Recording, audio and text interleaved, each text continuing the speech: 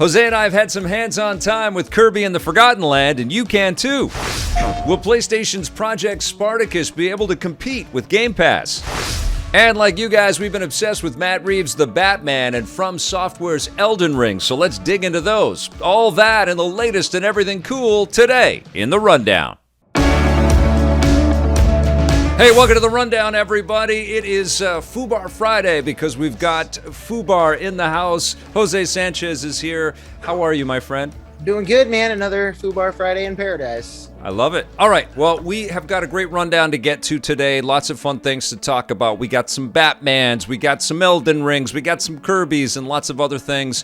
It's dedicated, of course, to our friend Enigmatic Penguin, who had this to say about my Steam Deck review. The thing is a present for all of us 30-plus-year-olds who have been collecting Steam games since the platform launched. This would blow 2004 me's mind as he watched the Half-Life 2 Halo 2 episode of Reviews on the Run, and he got a ton of thumbs up on that one, and boy, isn't that the case. That's what I'm feeling every time I'm playing anything on the Steam Deck. It's just this real appreciation for what has been, made possible here. We've had these libraries for a long time.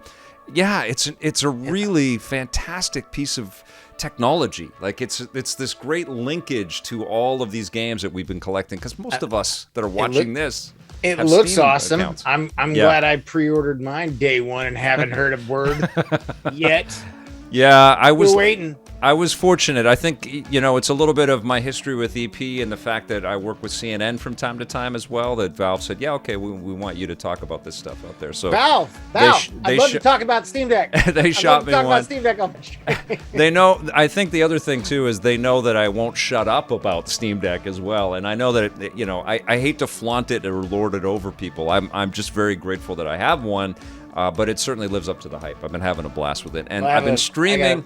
I got a pre-order. So. You got a pre-order. I've been streaming a ton of it, actually, streaming games off of it. So click around on the YouTube channel. You can see there's lots and lots of games, or on the Twitch channel, you can see there's lots and lots of games that we have tested out, and it's been working really damn well. But speaking of giant libraries of software, don't you think it's about time for PlayStation to announce what they're going to do to compete with Game Pass?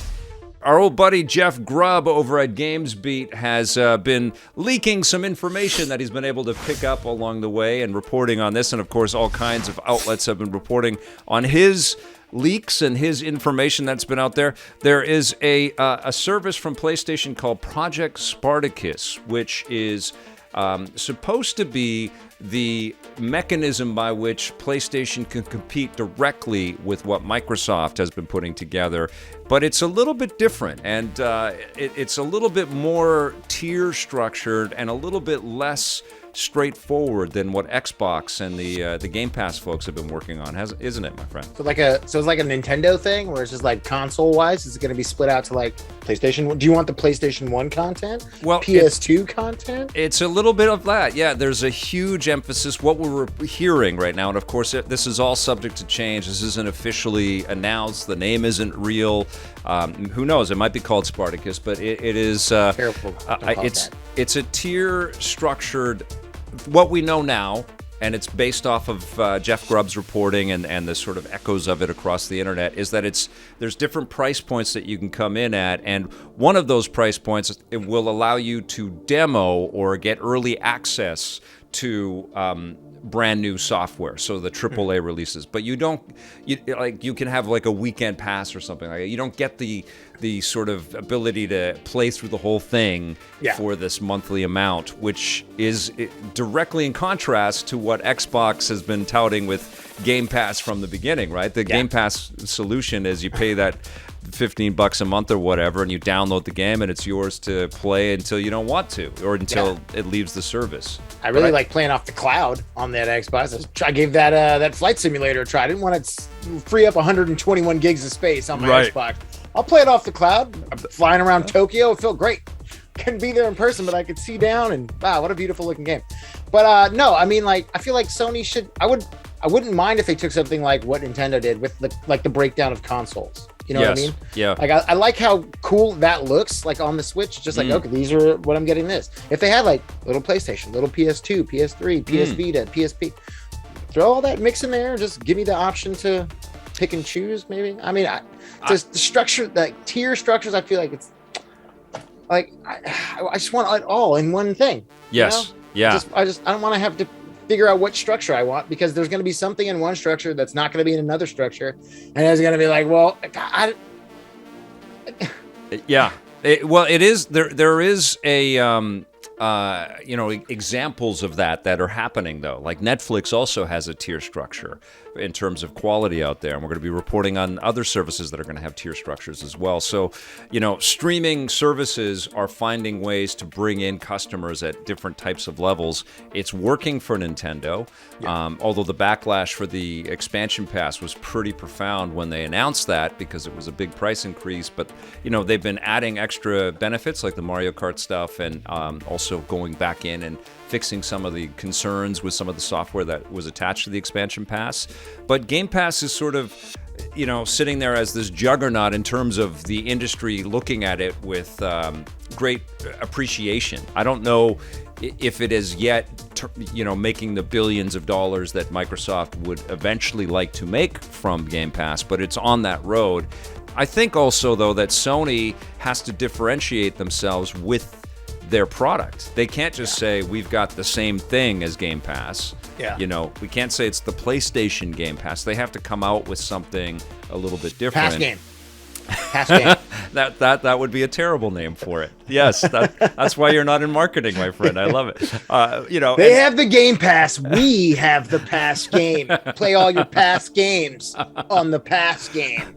Well, the one thing that I definitely do know is that they have an incredible library with PlayStation. I just reviewed Gran Turismo 7, and it's just incredible. Again, there's just this amazing first-party buffet of choices that just blow me away. So many games. Yeah.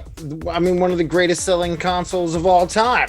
It's like you have so many different genres and there's so much to choose from for everybody within the entirety of PlayStation's library, that you would think this is a shoo-in. Would think they would have the access to make sure that this is the coolest damn thing that gets everyone talking about it. Totally. And now people are just like... Yeah, they can't come out and disappoint. And I think you're absolutely correct. And I like your idea here of the tiering of it associated with the levels of back catalog that you get. I think that's cool. But there definitely needs to be a tier where you get all of the brand new games. Where if you pay that's the premium tier. Yeah, if you pay the Pass game $20 a month on the PlayStation Pass game, PPG, PSPG. If you pay $20 a month, which likely Sony will come out and charge more to begin with, and then it will all filter out so that it'll eventually be the same. But if you pay that X amount, and it's quite substantial to have all of it, you should get the brand new things too, and they should be downloadable, and you should have no ticking clock on how long you play it. Maybe some stuff leaves the service, like Game Pass has that as well. Makes sense. I do like this idea of you want to play PS1 and PS2 games. You know what? You can have the full range. Here's the classic tier. Here's $10. Yeah. You want PS3, PS4? Here's $15. You want it all the way up to PS5 plus all the other stuff? Here's $20. And that's a lot of money. I think that would be monstrously successful. But I think they need to be clear, right? And if they are going to tier this stuff, they have to make sure that there is great. We don't want value another at every PlayStation tier. Classic scenario on our hands, okay? Yes. Just give us 20 games. These aren't the games that people want. You need to circulate the games that people want. The most popular games ever. Put them on a thing. Yeah, or quite frankly, they don't want a PS Now or even a PS Plus. PS Plus is pretty cool. But, you're paying for the internet, really, because a lot of the software that they put on PS Plus, there's some good gems. Yeah. And right now they actually have Shadow Warrior 3 launching day and date on PS Now. So if you have a subscription, you can download it. So there's this idea that, wait a minute, maybe they are thinking aggressively like Game Pass is to bring in some big titles and launch with them. But it's not the best deal. And you look at something like Steam and the Steam Deck, and you're not. I look at yours. Well, you don't pay the monthly internet charge so that you can have multiplayer, and there's all kinds of chat and friends functions and all that stuff just built right into. But like, into are Steam. they taking time to like make sure that the old games are some sort of upright, like the top? You know what I mean? Like, right? Because with all those old games, there's Yes. some of them not going to look as good as they should. But like, Right. are they going to go? Is that We why don't they're know. taking- This is This is just things I'm. Yeah. Well, I mean, Take the time. I'll take up-res versions of all of my games that I play from the classics. and that would be such a turn of kind of position on PlayStation's part, because Jim Ryan has been quite flippant about the value of their back catalog, and dismissive of it, sort of using data and saying, look, people just aren't playing these classic games, and we've tried all, but that's all BS. It's about how you position it and how you put it out there. I mean, look at every new PlayStation iteration that comes out without some sort of backwards compatibility, and how upset people get about it every single time. Like, oh, here's this PS3. This thing is huge. It's expensive, but it plays PS1 and PS2 games. Later on down the road, we've updated the PS3. Doesn't play those old games anymore, but you can play your PS3 games still. Like, wait, why would you take and then it the out? launch PS3 becomes an incredible collectible that everybody is chasing. Yes, you're absolutely correct. I think this would be a perfect opportunity for Sony, and presumably, and this is based on the speculation coming from Grubb and others around the internet, is that Sony is leaning big into their back catalog. So maybe things are about to shift in a pretty massive way. I think Xbox, has needed to do that because they haven't had the biggest first-party lineup since they've been able to sort of transition off of Kinect and buy all of these different studios. But it's worked for them. They've earned a lot of great favor across the games industry that they've been able to lean on the classic stuff. And I think PlayStation wants a little bit of that. So hopefully they are doing that, and hopefully they are uprising it. The other news that's kind of tied around all of this is that PlayStation has worked out some ways to enhance ray tracing on the PlayStation 5. Mark Cerny has actually patented for those some new who can technology. still find one or have one. Yeah, and that's the other problem. Yes, for sure. But you know what? If they go into cloud streaming in a bigger way, and they go into this account service-based thing, that may diminish some of the impact of not, because they'll have subscribers that can't get a PlayStation 5, but they'll be able to play them in some way, which PlayStation now has that ability, but I don't think it's living up to its potential, Yeah. So, interesting stuff. We don't have the official on any of this stuff. I just want, I'm speculating. Speculate. I would like one price. I would like $15 a month flat. Yeah. You get all the new stuff, basically Game Pass.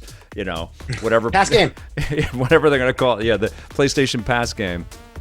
I would like that. I think that's the simplest thing. But if they are gonna tier it, I don't mind your idea of structuring it around, just like Nintendo's kind of doing, the amount of old consoles that you have. Interesting. I know. You're welcome. Yeah. These are the ideas. Yes. These are out. These are on the internets, the World Wide Webs. This has been stated here. Yeah. Take it, Sony. Do with it what you will. One out of 10 of your ideas are pretty good. It's not too bad. I can't hit a home run every time at bat. All right, let's. Speaking of bats, let's talk about The Batman. The Batman is in theaters, and it's already making lots and lots of money out there. It's pleasing lots and lots of people, but it's also making some people not so happy. And I've been reading some negative opinions, so I tweeted this out today. Seeing negative opinions on the Batman pop up in my networks. It's not for everyone. It sure was for me. I don't know if you've caught my review. I gave it a 9.5 out of 10. Of course you Have did. you seen it? What did you think? I know you think I would just call it like that, but I haven't liked every Batman movie. I didn't like The Dark Knight Rises. That movie, where'd you go? You're not in there. 1 second. I'm gone. Guys. Yeah, there you are. Guys. Whew! I didn't like. You say one bad thing about Batman, it erases you from existence. I don't know what happened there.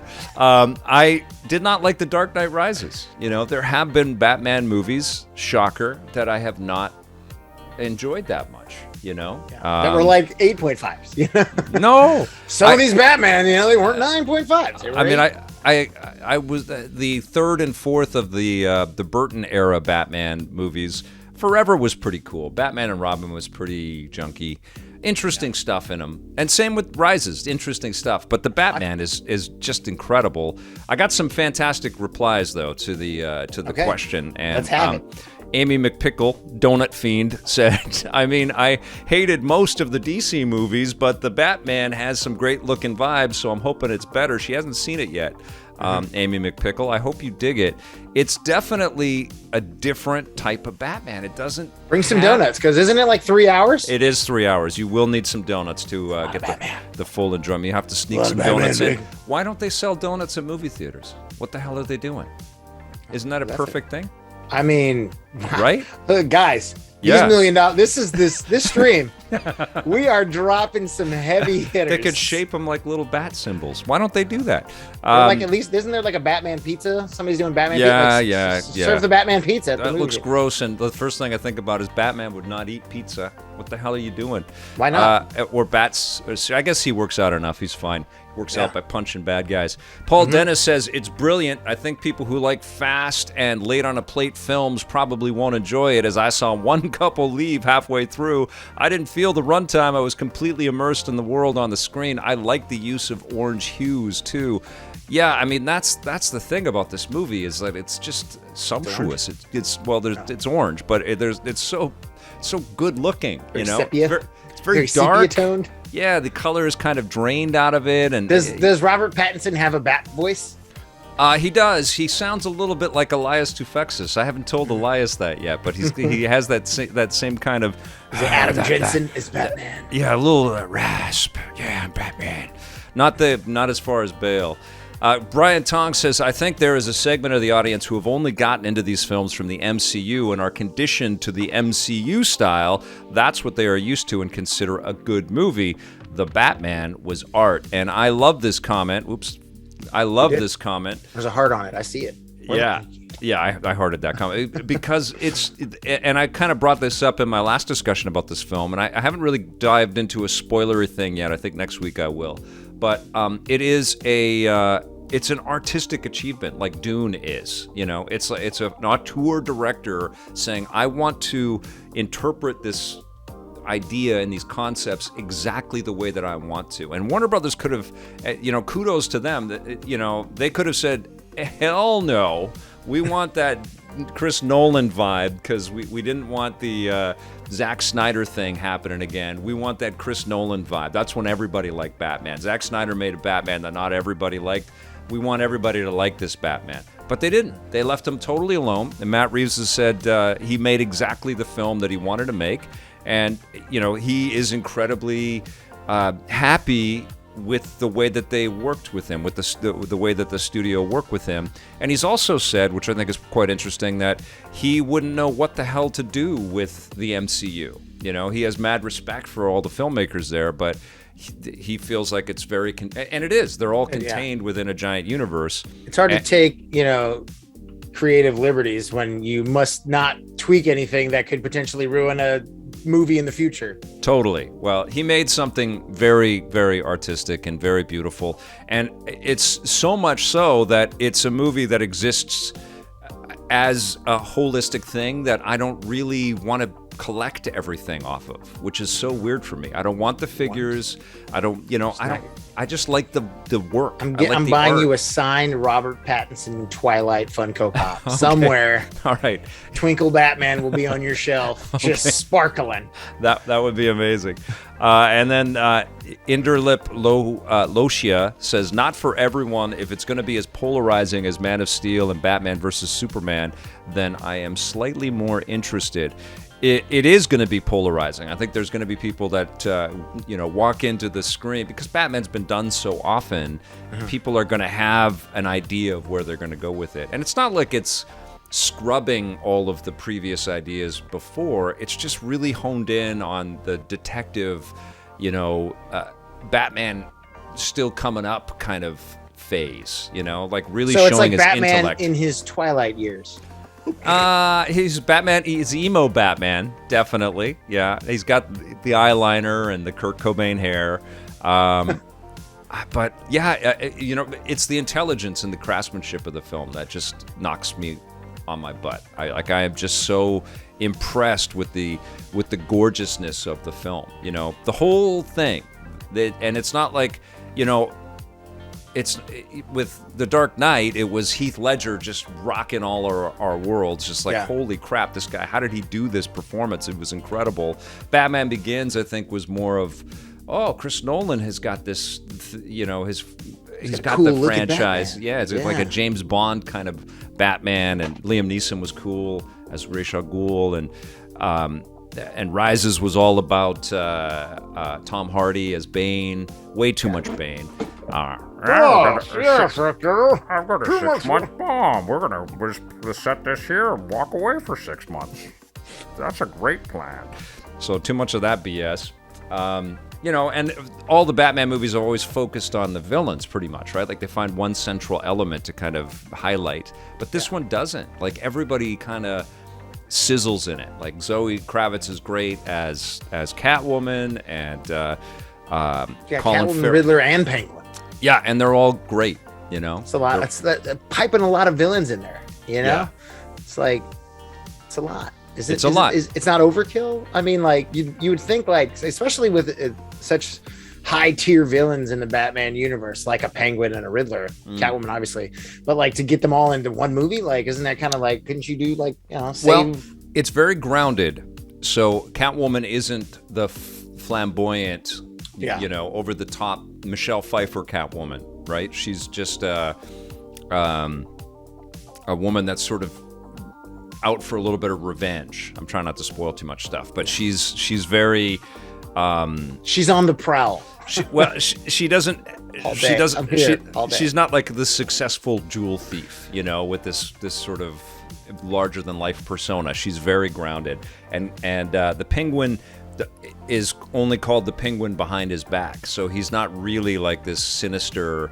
They're all in their early stages. Even the Riddler is not fully formed either. It's really freaking incredible. The thing that I'll try to find 3 hours. Well, you got to factor. It's like at least an hour's worth of travel, and and then an hour's worth of contemplation afterwards. So, it's a I'll 5 put aside hour. 6 hours. It's a day.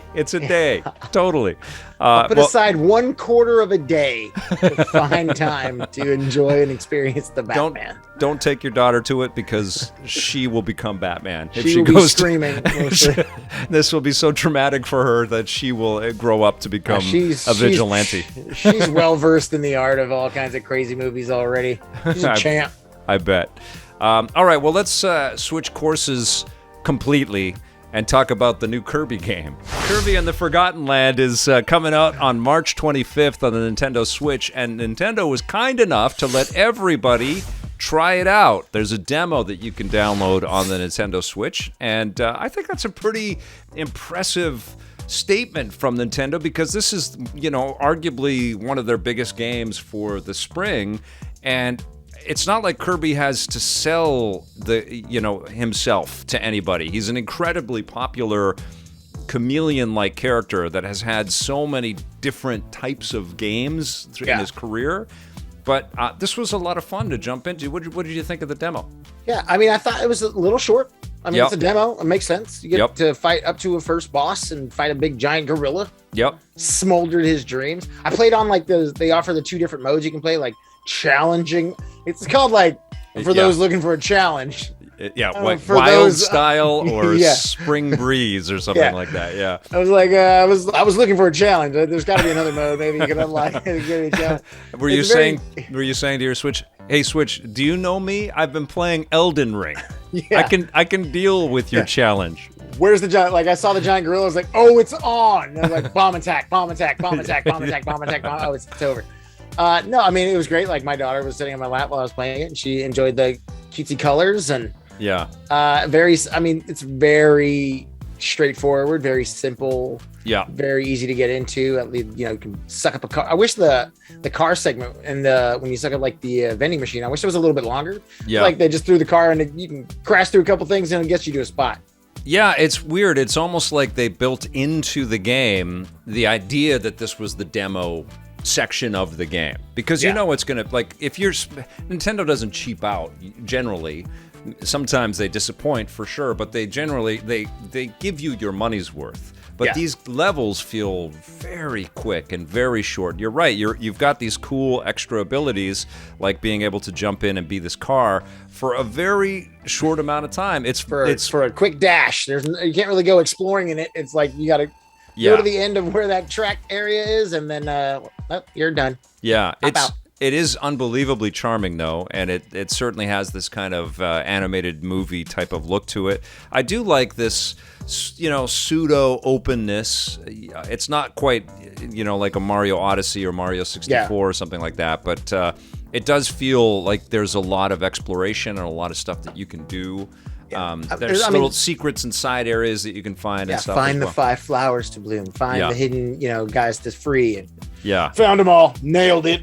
What a change of pace from Elden Ring, though, eh? Like, there was definitely a whole lot less swearing. There was 100% less profanity in my playthrough of the demo of Kirby than there is in Elden Ring for sure. Yeah, there's going to be a cooperative play as well, so I think that this is going to be one of those types of games that parents play with their kids. Sure, it looks incredibly accessible.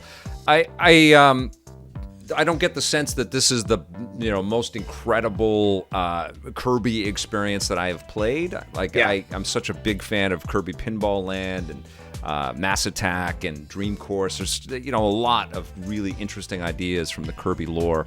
But I did love this. This made me laugh out loud. The idea spitting out soda cans. Yeah, I mean that is a very clever thing. But then it was like it was over. It's like as soon as I got into it, it's like you unlock some secret door, and then there's like more cans and stuff to collect, and then you can't go any farther. Yeah, but it's it's very well realized, and it's very satisfying. When you're running around popping out soda cans at everybody. That could almost exist as its own experience. But what I do like about it is the clever way that they're thinking of objects for Kirby to become that you wouldn't normally think. Road cone, done. Yeah. You want to drill into the ground a little bit? Yeah. What an appetite, man. that sucking and spitting kind of, he's just a champ, man. The guy can do kind of anything. He's a crazy little character. So I can't wait to play it, but it was certainly not like didn't take my breath away. It wasn't like, oh my God, I've never played a cooler experience than that. Yeah. I mean, it's for the audience that is excited for a new Kirby. I don't think people are going to jump in and be like, I've never tried a Kirby game. Let's start here. Yeah. This is going to change me. I want to go back and play the entire back catalog of Kirby games. There's nothing too groundbreaking, but I mean, it's definitely fun. It's pretty to look at. I'll give it that much. Yeah. My daughter liked it, so. The Switch actually could stand to gain a full back catalog collection of Kirby games. I mean, there are some on the NSO platforms. Yeah. The Nintendo Switch Online stuff, but it would be cool to have them all collected there, right? There's a lot of characters that can get a benefit of a back catalog. Yeah, for sure. Yeah, what I dig about Kirby and always have is just you don't know what you're getting. Like there's some core Kirby experiences. What's he gonna be up to this game? Totally. Like Mass Attack was just. Did you ever play Mass Attack on the Nintendo DS? It was like the Game Boy Advance one. I really like. Yeah, the Game Boy games were great too, but the DS game, it was just a ton of little. I should have grabbed some footage for it, but it was a ton of Kirbys having to all work together and take down bad guys together, and you're tapping with the stylus on the screen. It was totally manic, but it was very cool. It was a very cool game.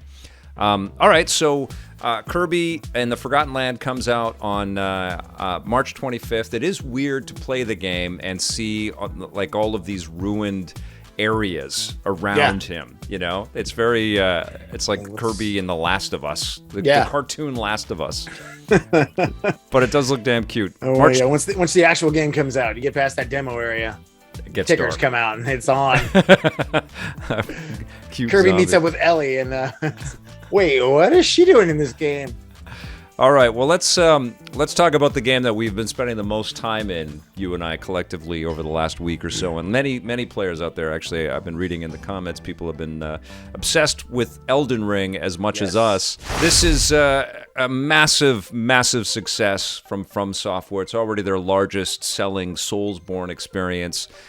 George R.R. Martin has been quoted sort of thanking players and appreciative of all of the glowing reviews and the great reception that Elden Ring has been receiving, deservedly so. I've talked quite a bit about this game already. You started streaming it this week. What are your thoughts, my friend? I obviously, going back to the Dark Souls days, me and Ben reviewing, was not a big Souls guy. Wasn't a big Souls guy until my roommate kind of showed me some things. Easily got into it. Played the hell out of Dark Souls 2. Played about 70 hours of Dark Souls 3. I'm only probably 13, 15 hours into this game so far. Yep. But I'm like level 42. I'm just kicking ass, crushing giant creatures. How are you finding all the runes? Are you cheating? No, I'm just playing the game. You're just beating bosses, Vic. That's what I do. That's amazing. You got to get that T-shirt. Beating bosses, it's what I do. I mean, it's all in the reflexes. I can't really tell the Jack Burton. But no, it's the thing for me is for people who love the Souls games, it is very much a Souls game. Like if you didn't tell me it was Elden Ring and just told me you were playing a Dark Souls, even Demon Souls that was re-released for the PS5. Yeah. It has that look, that feel, everything about it is very, very similar. I feel like some people might be turned off by that. Because for me, going into it, you were hearing like George R.R. Martin's coming in, and I don't quite understand what his influence is into the game. Right. Like this, for me, it seems like it's a new Souls game. Right. I'm not 100% sure what is the storytelling, because all the story characters are talking in soft whispers and telling me, go find this thing. It's the same thing they did in Dark Souls. So yeah. I wish there was more of an emphasis for me, at least. I mean, maybe there is later on in the game. Mm-hmm. Because it's so massive. Like when you start off looking at the map, it's just a little square, and then you start unlocking areas, and then there's like this huge black outline square, and I was like, does that fill up at all? Like, is that like the border? And then I started walking, and I got to where the end was, and there was like a cliff, so I was like, oh, that must be where it ends. And then I found a map chunk, and it extended, and I was like, oh no, it's not this condensed square. It's gonna fill up this whole thing, and there's so much to do.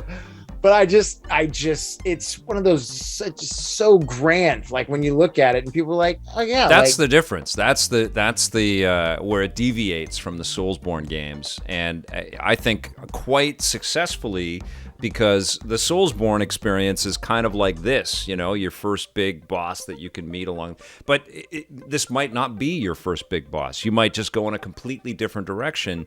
Yeah. Whether you're playing Sekiro or Bloodborne or the Dark Souls games or whatever, there is a linearity to those experiences, which is amazing, and you kind of explore within that. But you can take Elden Ring in almost any direction you want to go. And what I've noticed over the last little while is that people that are talking about this game are all in different stages of their experience with it. Yeah, like this guy beat him last night. Yeah. Thwarted his mighty dreams. How did you beat him? Rick, you're done. What'd you do? I killed him. Yeah, I know, but second try. How did you? Wow, really? Using all the Dark Souls experience that you have, right? Yeah, no. I found that you summon your friend, and me and the computer just wallywop that guy. It was I was like, "It's not happening, sir." He got me once, and I was like, "I need to go find one of those little statues where I can bring in a friend." And me and that friend NPC character dominated that fool. Are you using a magic user, or what are you doing? I'm playing a prisoner. Okay. Man in the Iron Mask is what I'm going with. Yeah. Just because that offers a lot of benefits, defense. Okay, got you. Which is very good. But I do have like I shoot a little icy blue spear at him, and then I'm thwarting him. Got my powered up club. I mean, like, it's one of those things too, because this game turns you into a LARPer, doesn't it? It really, it's like it's the first day I played it. I must have fought this boss like 17, 18 times. It was just like. Sometimes you get so close, and you'd be like, all right, talking to the chat. We got him. Next one, it's going to be, you get a little close again. Like, all right, this time, get him. Jump in. 3 hits. He kills me. Wait, I didn't even hit him. Why is he learning? Are they learning from me? No, I'm just playing it. It's one of those games, man. It's like you have to play the game the way it's meant to be played. Because like every time I play and I get frustrated with these kind of games nowadays, I know there's somebody out there who's playing it with no armor, in his like his character's in the undies with a blindfold on, and he's got a wooden stick, and he's somehow managing to beat all these bosses, and it's so frustrating to me. Because I'm like, I got this dope ass Morning Star, and I'm swinging it like crazy. How is this guy doing it with a stick? that's D&D as well, right? I mean, there's such an innate kind of adherence to role-playing lore and role-playing essentials when you're playing it, and there's such diversity in the experience as well, right? Like there is every encounter that you get into when you're out exploring can be solved in a myriad of different ways. You don't have to play, and it can also take you out. Yes, the quickest of ways. Right, you can be stabbed from somebody you didn't. An enemy you've killed 12 times in a row because you keep respawning at the same spot. You're like, this guy again, and then he comes in. Yeah. Why did I die? Yeah, it can be incredibly humbling and frustrating. But there is this kind of I don't know, freedom and freeform mechanics. You know, there's some jumping mechanics. There's a lot of extra. You get your mount, double jump. Yeah, the extra strategies with the horse. You spend so much time on that horse as well. Yeah. Beautiful, controls and beautiful freedom that are given to you by having that horse. But then when you get into those linear stages, because there's lots of these like ripped Castles right from a Souls experience, that's when it's really about timing and strategy and having the right levels for your flasks and knowing when to dodge and knowing when to run back. And if you can use your mount against a boss, then use the mount. And so, it's this great collection of these disparate pieces that is just, it's overwhelming. It's really taking me back to playing Breath of the Wild. Like, it just feels like, let's try this, let's try that, let's try this. And it's so satisfying. Yeah, and it's like each of the little grace areas that you find there's like a little light shimmering off, kind of telling you the direction you're supposed to be going, apparently. Yeah, yes. I got one at the top of the map's pointing northwest. I got one at the bottom's pointing southeast. I'm like, which way do you want me to go, game? I don't know. Is there a way I'm supposed to be going? For me, like, I don't mind the open worldness of it. There is a way. All the way. You got to go. Got to go everywhere. You got to unlock every single thing. And oh man, but I wish there was just a little bit more. Like, there's sort of inklings like, oh, go here and you're supposed to go this. But for me, I like a little more of a guided experience, which I feel like a lot of people having that. It's such an incredibly diverse and huge world. And I'm invisible again. I'm back. I wish there was a little bit more of a structured sort of, this is it. Because when I got one thing telling me to go here, one thing telling me to go there, I get lost. And I'm like, well, okay, I'm just going to go fight the same guys I've been killing over and over again, gain some runes and level my dude up. Yeah, I think now it costs like 12 grand now for me to level my dude up. That's a lot of killing. Yeah, it scales up. So not only does the difficulty scale up and the monsters and bosses that you fight scale up, but you also giant have bears coming out of the north. I run from those guys. I'm still in the stage of running and leveling up and then trying and coming back. You know, basically what I've done is I've taken a little bit of my Assassin's Creed kind of structure where I go and unlock all my fast travel you got the hoodie points. Yeah. And I do try to stealth in and not get seen by hordes. I like all the benefits when you do wipe out a horde of different bad guys and stuff. But that's a beautiful thing too in this game when it gives you your health back. Yeah. Like your flask gets filled up again if you kill the entire. So all the enemies are dead. You're like, I got my health back. We're good. My flask just re-upped. Well, and I feel like I've played all of the the Soulsborne games. I've played them all, and I've thought they were all just incredible experiences until I couldn't beat a boss, and a new thing had come in for me to review, and I was just like, I can't take any more abuse from this game. I have got to go. But I think this game, because of its inviting freedom and the joy that you get not seeing the same thing over and over again. You can say, okay, I've had enough of this abuse from this boss. I am going out here for a little lobster. I'm out of here. Totally. So, but then you learn a bit more, and then you can go back to that experience. So now I feel like I will have an even greater appreciation when I do finally make some time and go back and try to get further in Sekiro and Bloodborne and some of these games that I've played. Even Dark Souls on the PlayStation 5, which I love, but I was like, oh my God, I can't beat this freaking thing.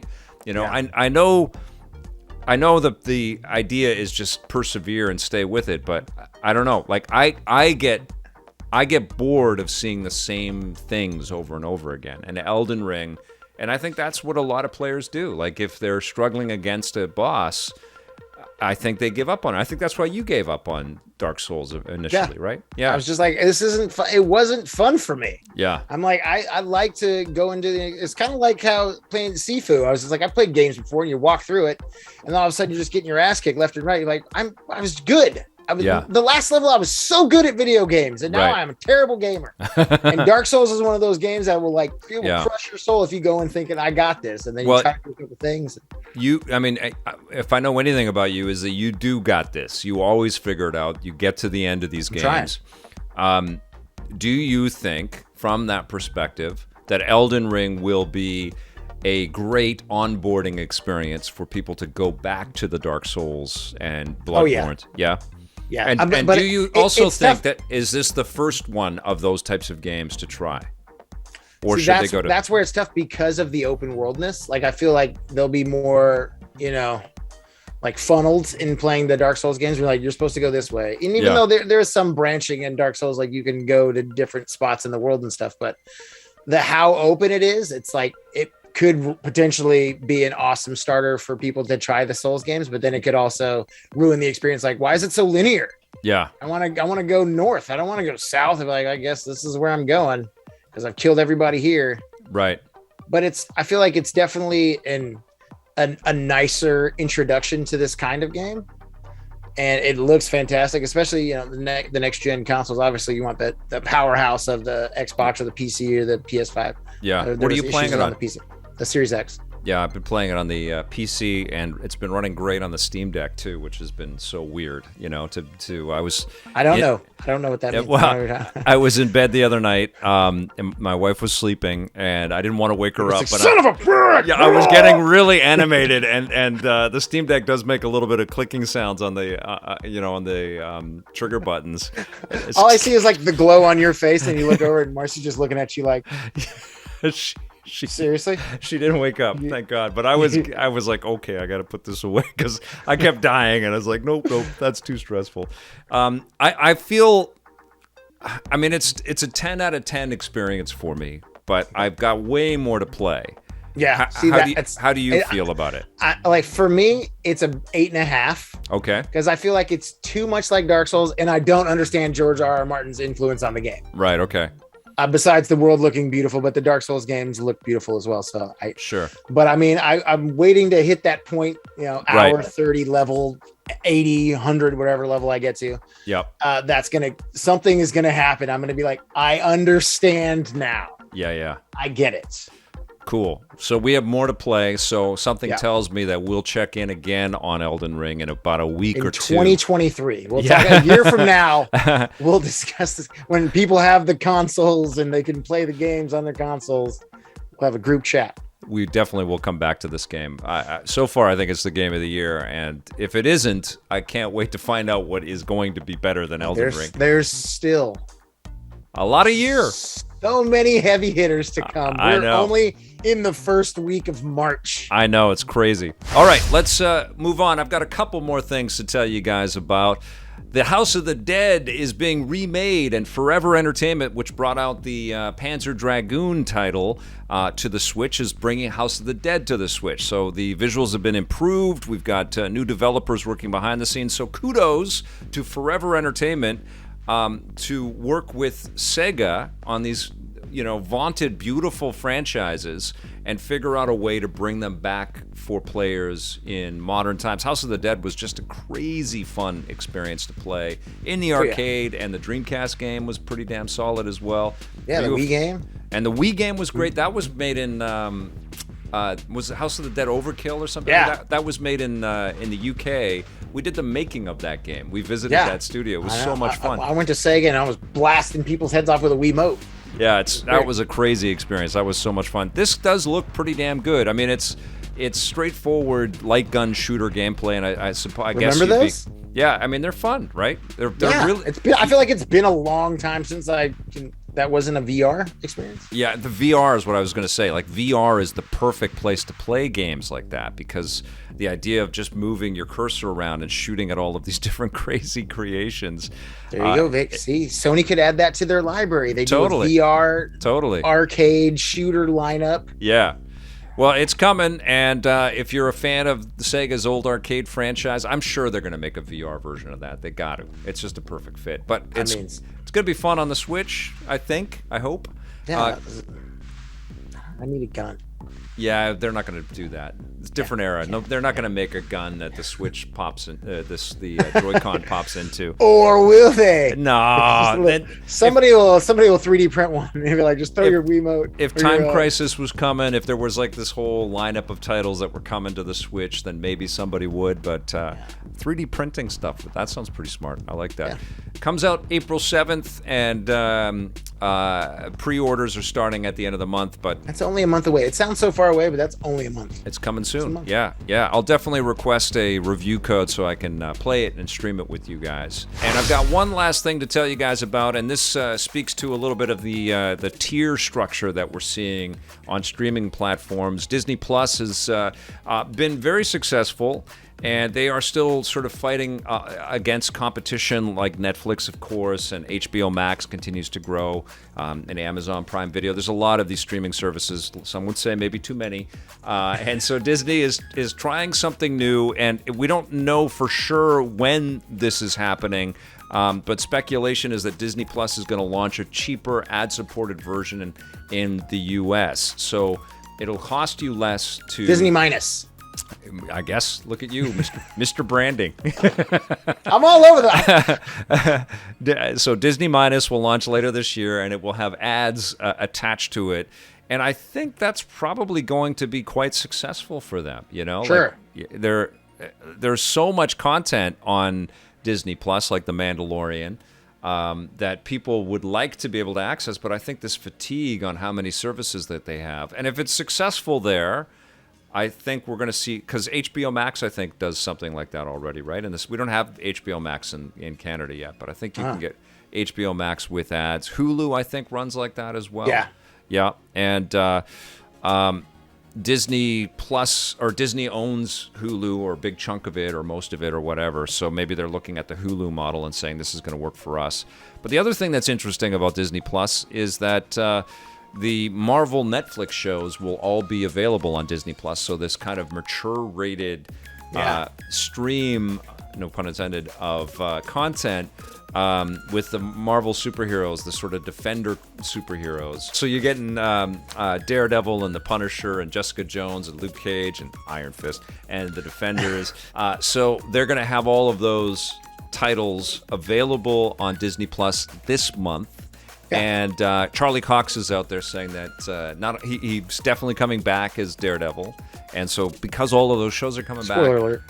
Well, it's everywhere. I guess it's a bit of a spoiler, but he's coming back as Daredevil, and he's been talking about the types of costume that he would like to have now that he's going to be a bigger part of the MCU. But this suggests that we're going to see the actors from those shows back in the Marvel universe soon. I mean, Perhaps. Disney Plus needs. Can they bring Dolph Lundgren back as Punisher? Maybe he's in the. Let's go way back. Maybe he's in the new Doctor Strange movie. Is Wesley Snipes going to show up in the multiverse as Blade? I would like that. That would be amazing. Will Chris Evans play the Human Torch? I already suggested that. I think that'd be great, right? Chris Evans meeting Chris Evans. Yeah. That would be crazy. Are you? Yeah. I'm the shield guy, that would be incredible. Guy. Yeah. Oh, I like that very much. I can't wait to see the Doctor Strange movie. I can't wait to see the ways that they're going to, I can't wait to see Spider-Man, which comes out this month. At home, yes. Yeah. Because I can't wait to see that. I'm so excited. I have been not spoiling too much. I did spoil a little Daredevil there, though. No, that's fine. Like Charlie Cox already spoiled it for me. I was like, what is he talking about? When the fans were quiet when he showed up, and I was like, where did he show up? You can't be on the internet when these things are out there. Yeah. It's crazy. All right, my friend, that is going to do it for the rundown. Have some fun. Don't get too angry with the bosses that you got to deal with in Elden Ring. Promise. And try to keep up with your kid, man. Good luck. She's going to be a year old in 2 weeks. Crazy. What? A year? It's been a year? Yes. It's insane. Yes, it has. Yeah, it's insane. They grow and they grow, and they get faster and faster. It's crazy. I know. Yeah. Thanks, buddy. We'll see you See ya. soon. And thank you all for watching. We'll see you soon, and until then, play forever.